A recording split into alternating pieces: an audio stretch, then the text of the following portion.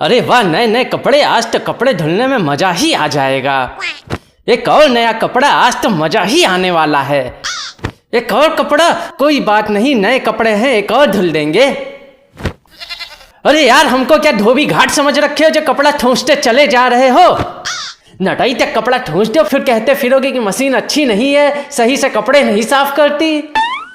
तुम्हारे जैसे लोगों को बैठा के तुम्हारा ही मनपसंद खाना तुम्हारे ही मुंह में तब तक ठूंसना चाहिए जब तक कि तुम्हारे पेट की मशीन न खराब हो जाए। तब तुम लोगों को समझ में आएगा ज्यादा कपड़े ठूंसने से वॉशिंग मशीन भी खराब हो जाती है। पगलेट कहीं के।